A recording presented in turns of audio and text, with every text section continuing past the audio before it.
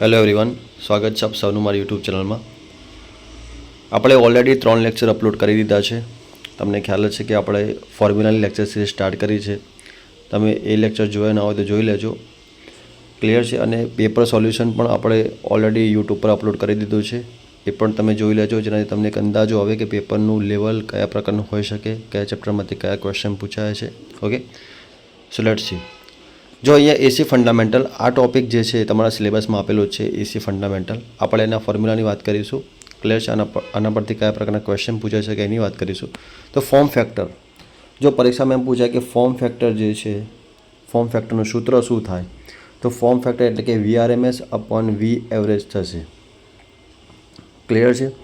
Form ફેક્ટરનું સૂત્ર પૂછાય તો VRMS અપોન V એવરેજ થશે. અને પીક ફેક્ટરનું સૂત્ર, તો પીક ફેક્ટરનું શું થશે? V maximum upon VRMS peak ફેક્ટરનું. એવી રીતે કરંટ માટે I મેક્સિમમ અપોન IRMS. RMSનો મતલબ શું થાય? તો રૂટ મીન સ્ક્વેર. હવે જો હું તમને એક ટેબલ બતાવું છું, એ ટેબલ પરથી એક ક્વેશ્ચન તમારી એક્ઝામમાં પૂછાશે, તો તમારે આ ટેબલ યાદ કરી દેવાનું છે. તો યાદ રાખજો. જેમ કે આપણે વાત કરીએ કે સાઇન વેવ હોય, તમને ખ્યાલ જ છે સાઇન વેવ જે હશે એ આ પ્રકારનો સાઇન વેવ હશે. ક્લિયર. આ જે વેલ્યુ હશે એને કઈ વેલ્યુ કહીશું? મેક્સિમમ વેલ્યુ કહીશું. ક્લિયર. અહીંયા આપણે 0 લખીશું, અહીંયા હશે પાઈ હશે. ક્લિયર. સોરી, અહીં π/2 હશે અને અહીંયા જે હશે એ પાઈ હશે. ક્લિયર. તો આ જે છે એ મેક્સિમમ વેલ્યુ હશે. આ મેક્સિમમ વેલ્યુ કહીશું આપણે એને. અને આ નેગેટિવમાં મેક્સિમમ વેલ્યુ હશે. ક્લિયર. અને આ જે હશે પીક ટુ પીક વેલ્યુ હશે આખી. ક્લિયર. તો તમારે આટલી વસ્તુ યાદ રાખવાની કે પરીક્ષામાં પૂછાય કે આઈ એવરેજ વેલ્યુ એનું સૂત્ર. તો જો સૂત્ર શું થાય? 2I મેક્સિમમ અપોન પાઈ. ક્લિયર છે. અને RMSનો I max divide by 2. Clear છે. IRMS બરાબર IM બાય √2. આ સૂત્ર યાદ રાખજો. IRMSનું સૂત્ર શું થાય? રૂટ મીન સ્ક્વેરનું IM બાય √2 થશે. ક્લિયર છે. અને આ એવરેજ જે છે, એવરેજ કરંટનું સૂત્ર છે I max is equal to 2I max divide by pi. હવે પરીક્ષામાં કેવા પ્રશ્ન પૂછાય છે કે સાઇન વેવ છે એનો ફોર્મ ફેક્ટર કેટલો હશે? તો 1.11 હશે. પરીક્ષામાં સાઇન વેવ જે છે એનો પીક ફેક્ટર કેટલો હશે? 1.4 હશે. એટલું તમે યાદ રાખશો તો પણ ઇનફ છે. પરીક્ષામાં એમ પૂછાય કે હાફ વેવ રેક્ટિફાયર જે છે, હાફ વેવ રેક્ટિફાયર એનું RMSનું સૂત્ર શું થાય? તો I મેક્સ ડિવાઈડ બાય 2 થશે. એવરેજ કરંટનું સૂત્ર હાફ વેવ રેક્ટિફાયર માટે શું થશે? I max divide by pi થશે. પરીક્ષામાં એમ પૂછાય કે હાફ વેવ રેક્ટિફાયર ફોર્મ ફેક્ટરનું સૂત્ર શું થાય? 1.57 થશે. પરીક્ષામાં એમ પૂછાય કે હાફ વેવ રેક્ટિફાયરનું પીક ફેક્ટરનું સૂત્ર શું થાય? પીક ફેક્ટર કેટલા થાય? 2 થશે. ક્લિયર છે. આટલી વસ્તુ યાદ રાખવાની. આ જે છે બહુ જ ઇમ્પોર્ટન્ટ છે. તમે જો અહીંયા ફૂલ વેવ રેક્ટિફાયરની વાત કરીએ છીએ. ફૂલ વેવ રેક્ટિફાયરમાં 2I maximum divide by pi થશે. એવી જ રીતે IRMSની વેલ્યુની વાત કરીએ તો I મેક્સ ડિવાઈડ બાય 2 થશે. ફોર્મ ફેક્ટર જે છે, સોરી, ફૂલ વેવ રેક્ટિફાયરમાં ફોર્મ ફેક્ટરની વેલ્યુ 1.11 થશે. પીક ફેક્ટરની વેલ્યુ 1.414 થશે. એવી રીતે ટ્રાયંગલ, જો સૌથી વેલ્યુ વધારે જે હશે પીક ફેક્ટરની એ કોની હશે? તો ટ્રાયંગલ વેવફોર્મની. યાદ રાખજો, આ પરીક્ષામાં પૂછાયો છે પ્રશ્ન. 1.73. ક્લિયર. રેક્ટેંગલની કેટલી હશે?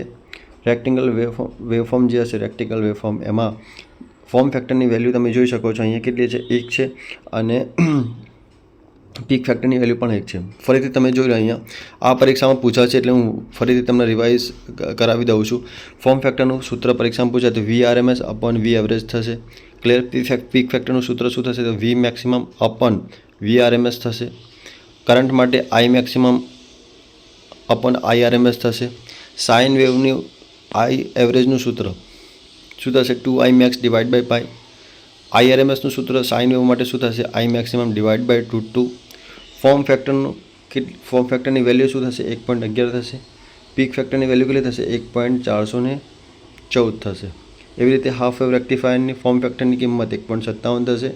પીક ફેક્ટર જે હશે એ 2 થશે. ક્લિયર છે.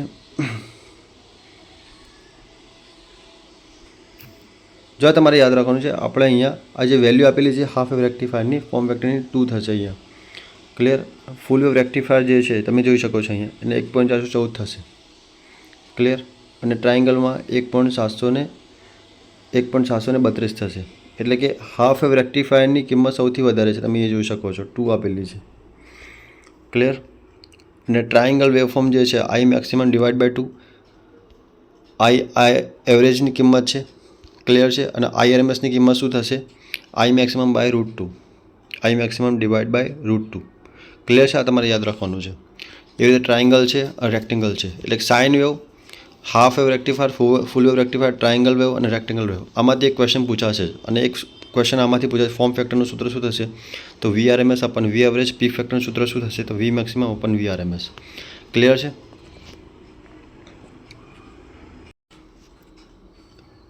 નેક્સ્ટ વાત કરીએ ઇન્ડક્ટિવ રિએક્ટન્સ. તો XL બરાબર શું થશે? ω/L.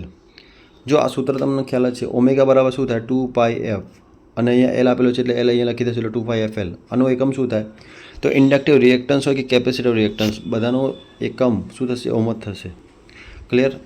હવે કેપેસિટિવ રિએક્ટન્સનું સૂત્ર શું થશે? XC બરાબર 1/2πfC થશે, ક્લિયર. આટલું સૂત્ર તમે યાદ રાખજો. ઇમ્પિડન્સનું સૂત્ર શું થશે? R² + X² થશે.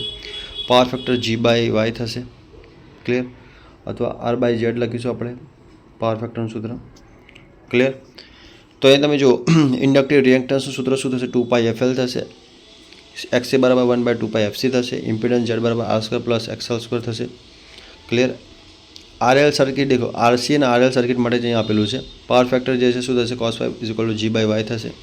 સસેપ્ટન્સની વાત કરીએ તો B = 1/X, એનો એકમ પૂછાય છે, સસેપ્ટન્સનો mho થશે. ઇન્ડક્ટિવ સસેપ્ટન્સનું સૂત્ર શું થશે? તો 1/XL થશે, એનો એકમ પણ mho થશે. કેપેસિટિવ સસેપ્ટન્સનો પણ એકમ mho થશે, ક્લિયર. એડમિટન્સ 1/Z થશે, વર્ગમૂળમાં G² + B², યાદ રાખજો, વેરી વેરી ઇમ્પોર્ટન્ટ. હવે આ સૂત્ર બહુ પૂછાય છે. Series resonance circuit. જો સિરીઝ રેઝોનન્સ સર્કિટની અંદર તમે જુઓ અહીંયા કે સિરીઝ રેઝોનન્સ ફ્રિકવન્સી છે 1, સિરીઝની વાત છે. જો સિરીઝમાં આવે તો 1/2π√1/LC, clear. Series resonance circuit માટેનું સૂત્ર છે. હવે જો હાફ પાવર પોઈન્ટની વાત કરીએ તો half power P maximum /2, clear. અને impedance at a half power point તો √2R થશે. શું થશે? √2R, યાદ રાખજો. અને આ વધારે પૂછાય છે, વેરી વેરી મોસ્ટ ઇમ્પોર્ટન્ટ. આ સૂત્ર તમારે તૈયાર કરવું જ પડશે કે quality factor for series resonance circuit શું થશે? તો maximum store energy divide by energy dissipated per cycle. આ સૂત્ર તમારે ખાસ યાદ રાખવાનું છે, પરીક્ષામાં પૂછાશે. Quality factor for series resonance circuit માટે Q ફેક્ટર શું થશે? તો 2π × maximum store energy divide by energy dissipated per cycle, clear છે. આ સૂત્ર તમારે યાદ રાખવાનું છે.